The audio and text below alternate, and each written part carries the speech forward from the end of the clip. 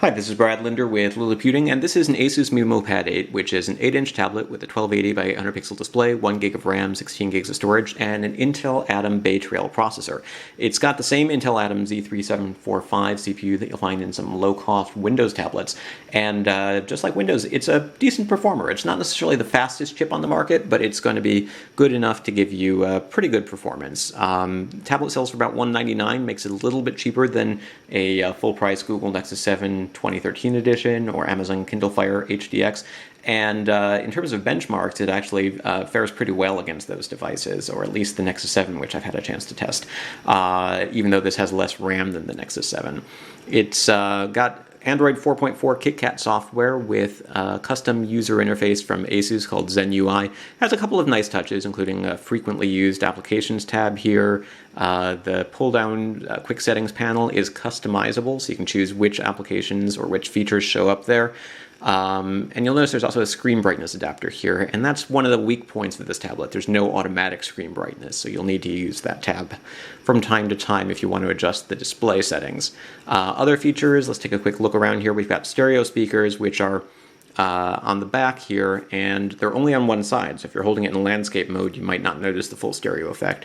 5 megapixel rear camera, 2 megapixel front-facing camera, power and volume buttons, headset jack, microphone, and a micro USB port. It's a little bit odd that that's on the top, but through the magic of screen rotation, you could make this the top if you really wanted to. And there's a micro SD card slot in case that 16 gigs of built-in storage isn't enough for your needs.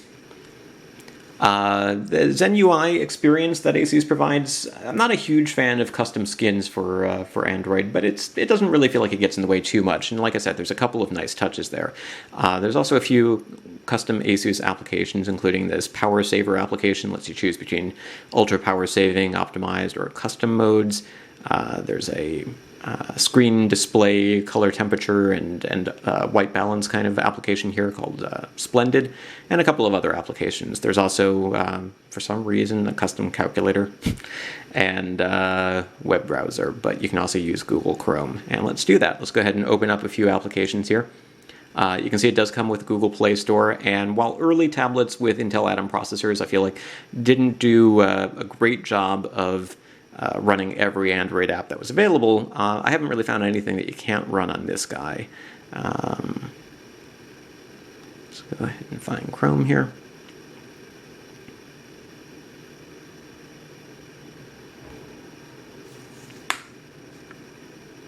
We've got support for pinch to zoom.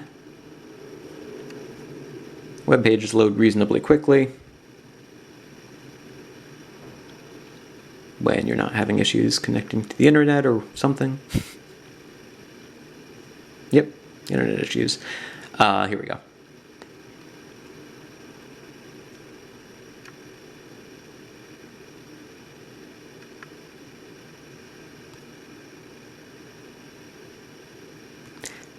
And in terms of video, I've had no problems with Netflix or YouTube.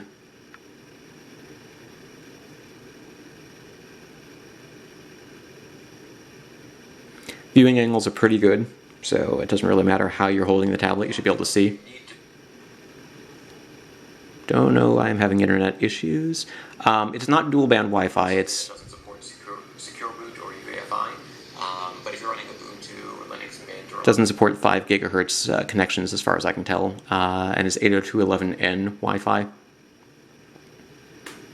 And spend a lot of time doing things like reading books on this tablet. It's something that I like to do on tablets to sort of give them endurance tests, because Asus says you should be able to get around 9 hours of battery life, and while I haven't yet sat still for 9 hours to test that, I've definitely spent a couple hours at a time reading books and not having problems. Again, you can adjust the viewing angle and you're not going to have any problems seeing, so that works out nicely. Let's go ahead and fire up a quick game here.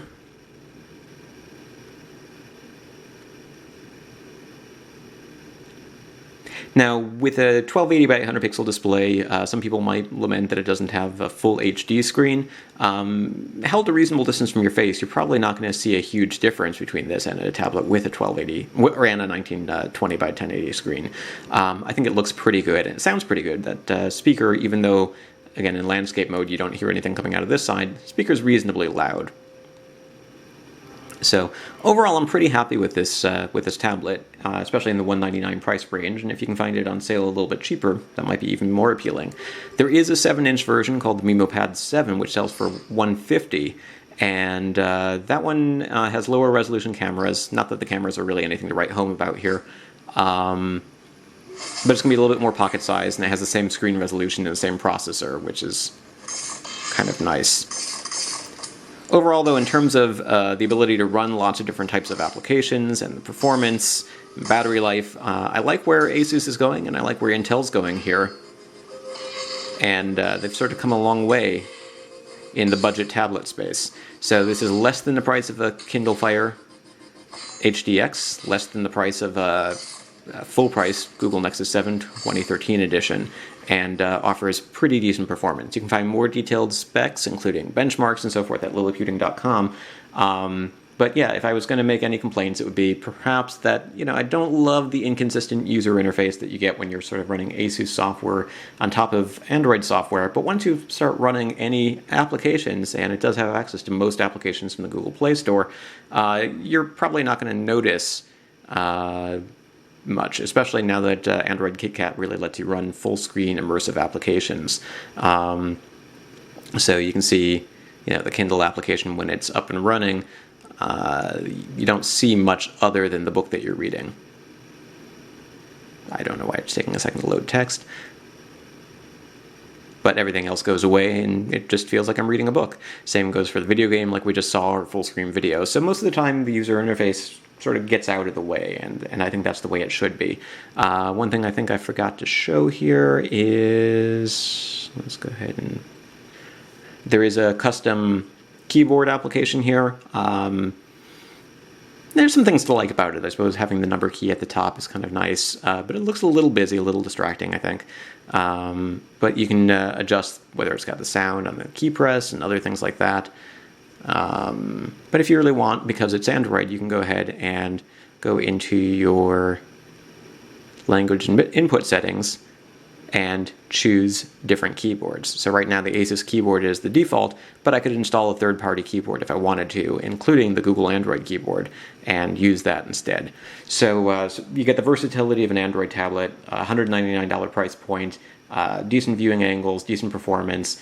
There's a lot to like for $199. Budget tablets have come a long way in the last couple of years, and Asus has something to do with that, having manufactured the last couple of Nexus tablets for Google.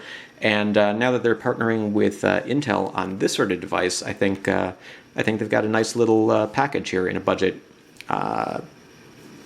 package. Anyways, this is Brad Linder with Liliputing, and a quick look at the Asus MeMo Pad 8 Android tablet for $199. You can find more details at Liliputing.com, and more pictures and performance results and other things.